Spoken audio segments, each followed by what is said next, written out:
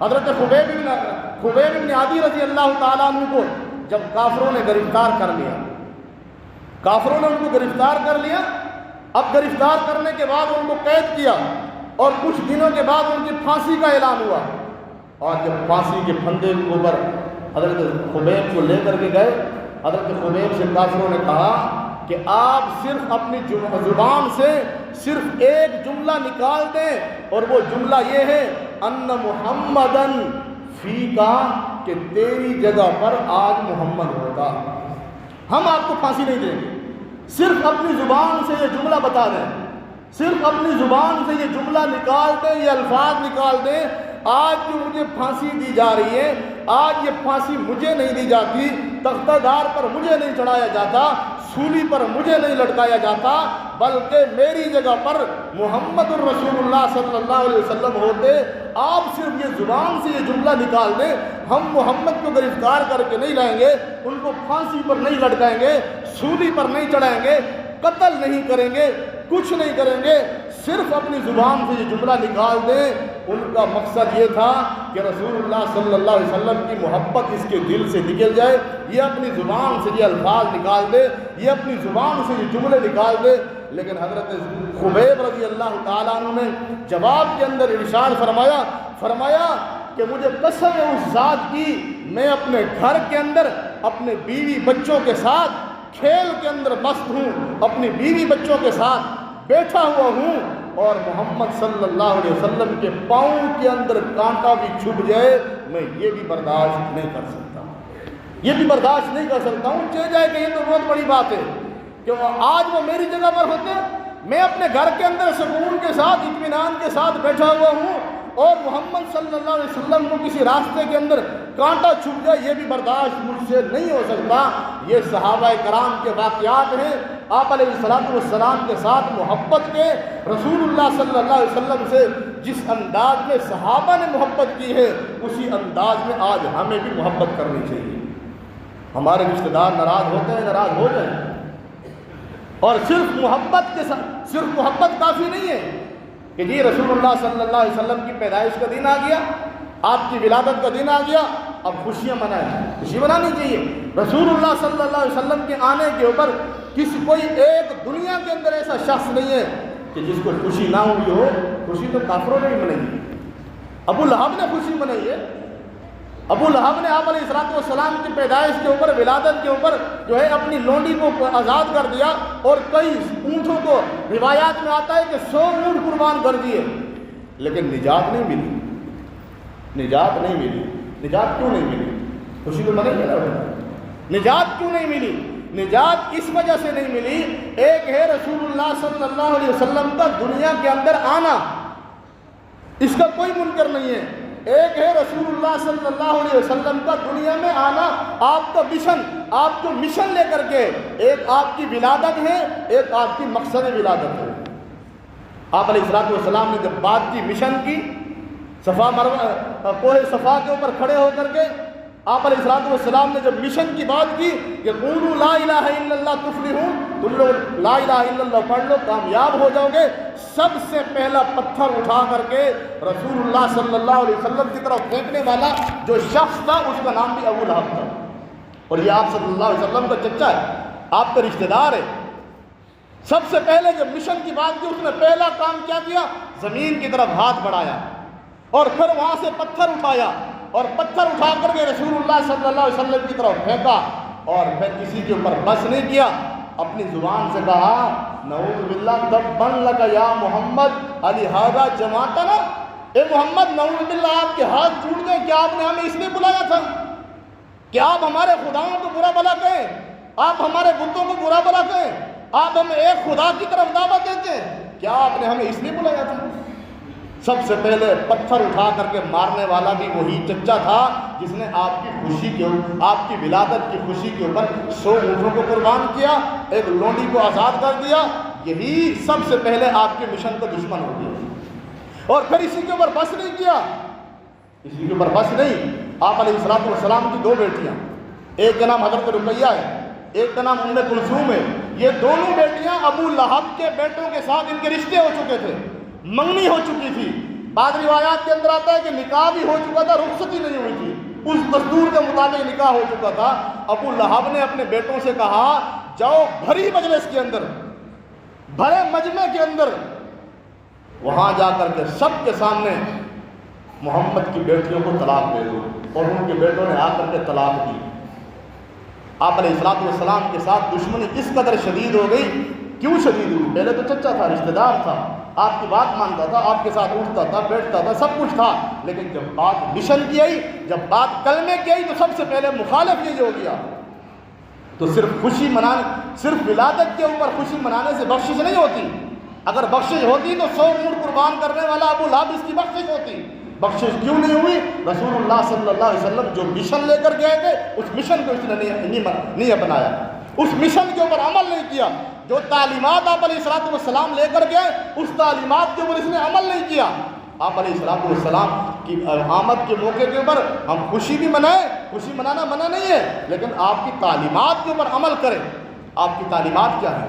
رسول اللہ صلی اللہ علیہ وسلم کی تعلیمات کیا ہیں؟ آپ علیہ السلام جو دین لے کر گئے، اس دین کو ہم بسر چشم قبول کریں۔ کچھ بھی ہو جائے ہم کہیں نہیں، رسول اللہ صلی اللہ علیہ وسلم کی سنت پہلے ہے، بعد میں ہمارے کام ہے، رشتہ داری بعد میں ہے، رسول اللہ صلی اللہ علیہ وسلم کے بتائے ہوئے طریقے پہلے ہیں۔ شادی کا موقع ہے، ہم یہ کہیں کہ رسول اللہ صلی اللہ علیہ وسلم کے بتائے ہوئے طریقے کے مطابق ہم اپنی شادیاں کریں گے، اور جس سے رسول اللہ صلی اللہ علیہ وسلم نے منع کیا ہم اس سے رک جائیں گے۔ آپ علیہ السلام نے والدین کے حقوق بتائے۔ اب کوئی آدمی والدین کا نافرمان ہو اور ولادت کے موقع پر خوشی منائے، بریانی بھی تقسیم کر دے، جھنڈیاں بھی لگا دے، لیٹیں بھی لگا دے، اس کی بخشش ہوگی؟ بخشش نہیں ہوگی۔ والدین کا یہ نافرمان ہے، رشتہ داروں سے دشمنی رکھتا ہے، پہلی صف میں کھڑے ہو کر کے نماز پڑھے، سارے کام کرے، رشتہ داروں سے اس کے ساتھ دشمنی ہے، رشتہ داروں کے ساتھ قطع تعلق ہے۔ رسول اللہ صلی اللہ علیہ وسلم نے فرمایا لا يدخل الجنت قاطع، رشتہ داروں سے قطع تعلق کرنے والا جنت میں داخل نہیں ہوگا، جنت اس کے اوپر حرام، جنت میں داخل نہیں ہوگا۔ رشتہ داروں کے ساتھ اچھا سلوک رکھے۔ ایک آدمی ہے، کسی سے قرضہ لیا، اب قرضہ لینے کے بعد اب قرضہ واپسی نہیں لوٹاتا،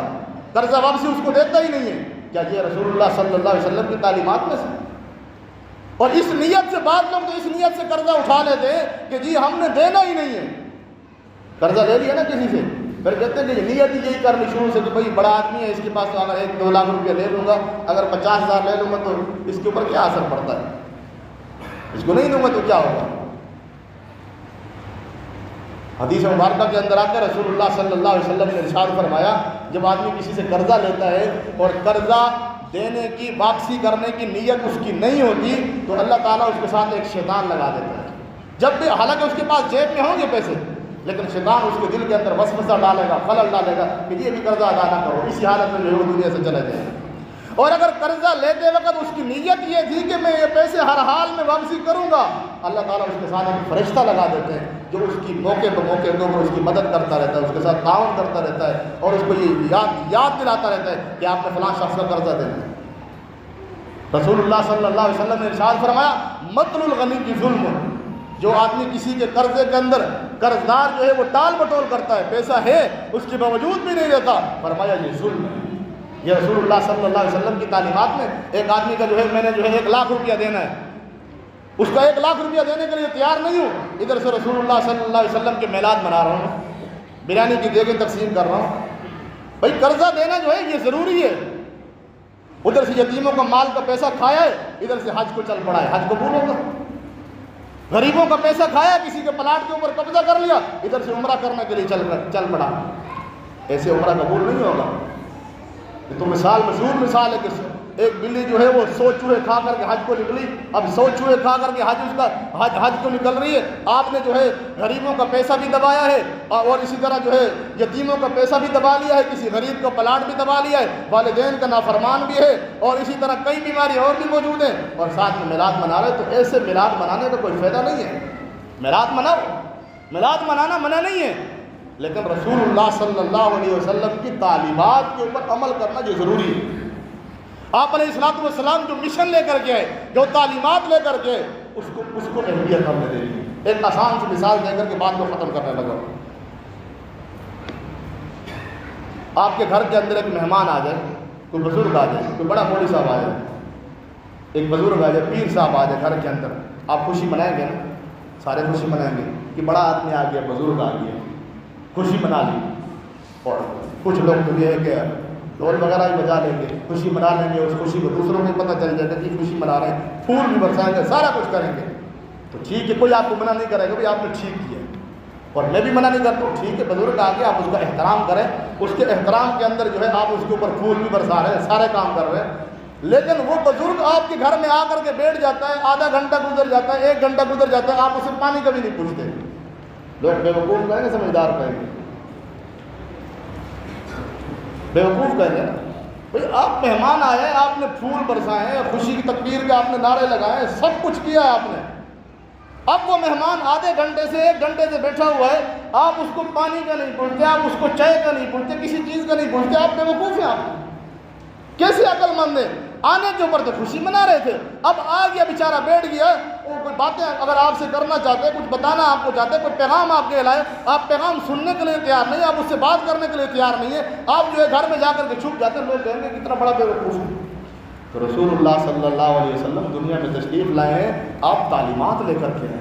قرآن مجید لے کر کے آئے، حدیث لے کر کے آئے، اب اس کے اوپر ہم نے پیدائش کے اوپر خوشی تو منا لی، لیکن ان کی تعلیمات کے اوپر عمل بھی کرنا ہے۔ اب عزت و احترام جس طرح مہمان کی آگے کرنی ہے، اس کے لیے کھانا بنانا ہے، اس کے لیے دیگر چیزوں کا اہتمام کرنا ہے، اسی طرح رسول اللہ صلی اللہ علیہ وسلم کی پیدائش کے موقع کے اوپر خوشی منانے کے ساتھ ساتھ تعلیمات کے اوپر عمل بھی کرنا ہے۔ یہ عشق نہیں ہے کہ رسول اللہ صلی اللہ علیہ وسلم کے ساتھ میں تو کہوں جی مجھے عشق ہے اور میں اپنے گھر کو جو ہے سجا دوں، سارے کام کر لوں، لیکن صبح کو جو ہے جا کر کے نئی کے پاس جا کر کے بیٹھ جاؤں اور رسول اللہ صلی اللہ علیہ وسلم کی سنت مبارک کو 5 روپے کے ساتھ 10 روپے والی بلیڈ کے ساتھ اتار کر کے اس کو گٹر کے اندر جہاں گندگی جا رہی ہے وہاں یہ سنت وہاں چلی جائے، اس کو عشق کہتے ہیں؟ یہ عشق نہیں ہے۔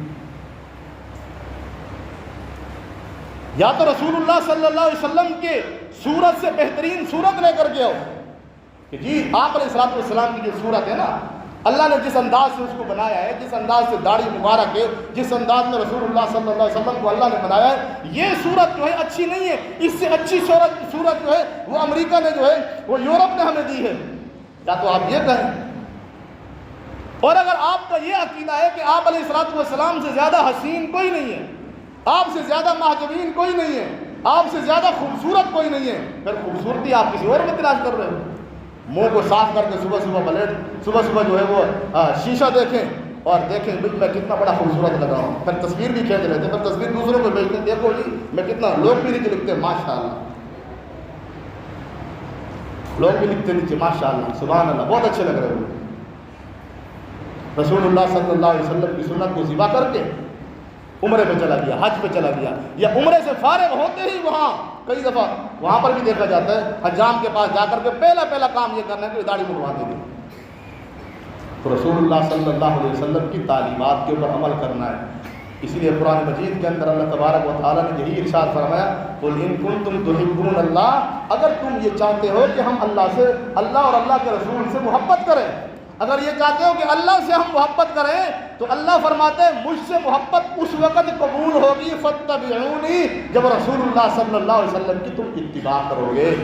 نماز میں اتباع کرو گے، کلمے میں اتباع کرو گے، روزے میں اتباع کرو گے، حج میں اتباع کرو گے، رسول اللہ صلی اللہ علیہ وسلم جو مشن لے کر کے ہر چیز کے اندر آپ اتباع کرو گے، اس وقت کامل مومن ہوں گے۔ اور رسول اللہ صلی اللہ علیہ وسلم کے ساتھ محبت عین ایمان ہے۔ ہر چیز کے اوپر سودا ہو سکتا ہے، لیکن رسول اللہ صلی اللہ علیہ وسلم کی ذات میں، آپ کی صفات کے اندر، آپ صلی اللہ علیہ وسلم کی محبت کے اندر کسی قسم کا سودا نہیں ہو سکتا۔ جو رسول اللہ صلی اللہ علیہ وسلم کو دشمن ہے وہ ہمارا دشمن ہے، جو اصحاب کا دشمن ہے وہ ہمارا دشمن ہے، اس پر کسی قسم کی کمپرومائز نہیں ہے، کسی قسم کا سودا نہیں ہو سکتا۔ جو اہل بیت کا دشمن ہے، حسن و حسین کا دشمن ہے، وہ ہمارا دشمن ہے۔ اور رسول اللہ صلی اللہ علیہ وسلم کی شان کے اندر کوئی گستاخی کر کے یہ سمجھے کہ جی میں دنیا میں اب رہوں گا، اب وہ دور چلا گیا ہے، اب وہ دور ختم ہو گیا کہ کوئی شخص پاکستان کے اندر رسول اللہ صلی اللہ علیہ وسلم کی گستاخی کرتا تھا اور پھر ہیلی کاپٹروں میں، اسپیشل قسم کے ہیلی کاپٹروں میں بیٹھ کر کے اس کو لندن پہنچایا جاتا تھا۔ اب نہ لندن جانے کی ضرورت ہے، اب نہ آپ کو جیل جانے کی ضرورت ہے۔ آپ کسی دن جو ہے کہ کوئی بھی شخص جو ہے رسول اللہ صلی اللہ علیہ وسلم کی شان کے اندر اگر گستاخی کرے گا، جس طرح خالد لڑکے نے کیا ہے پشاور کے اندر، اور جس طرح کوئٹہ کے اندر کل واقعہ رونما ہوا، انشاءاللہ اگر آئندہ بھی کوئی اس طرح گستاخی کرے گا اس کا انجام بھی یہی ہوگا۔ ہم یہ نہیں کہہ رہے کہ اس طرح کرو، اس طرح نہیں ہونا چاہیے، جس طرح یہ خود قانون کو ہاتھ میں نہیں لینا چاہیے، ہم بھی اس کے مخالف ہیں، ہم بھی منع کرتے ہیں، اپنی عوام کو منع کرتے ہیں، اپنے کارکنوں کو، اپنے سارے جاننے والوں کو اس بات سے ہم منع کرتے ہیں کہ قانون کو ہاتھ میں نہ لو، لیکن قاضیوں، جج صاحبان اور اداروں، اگر تم نے قانون کے اوپر عمل نہ کیا، قانون موجود ہے کہ رسول اللہ صلی اللہ علیہ وسلم کی شان کے اندر گستاخی کرنے والا واجب القتل ہے، اگر اس کے اوپر تم عمل نہیں کرو گے پھر مجبور ہو کہ کوئی نہ کوئی اٹھ کر کے کھڑا ہوگا، وہ خالد کی صورت میں ہو یا کوئٹہ کے اندر ہونے والے واقعہ سید احمد خان کی صورت کے اندر ہو، پھر اس طرح کے واقعات رونما ہوں گے، پھر ان کو تم بھی روک نہیں سکتے۔ تو رسول اللہ صلی اللہ علیہ وسلم کے ساتھ محبت عین ایمان ہے، ہر چیز کے اوپر سودا بازی ہو سکتی ہے، ماں باپ کو قربان کیا جا سکتا ہے، بیٹوں کو قربان کیا جا سکتا ہے، بچوں کو یتیم کیا جا سکتا ہے، گھروں سے بے گھر ہو سکتے ہیں، بیویوں کو بیوہ کرا سکتے ہیں، لیکن رسول اللہ صلی اللہ علیہ وسلم کی شان کے اندر گستاخی برداشت، بولو، رسول اللہ صلی اللہ علیہ وسلم کی شان کے اندر گستاخی کسی قسم کی برداشت نہیں کر سکتے۔ وآخر دعوانا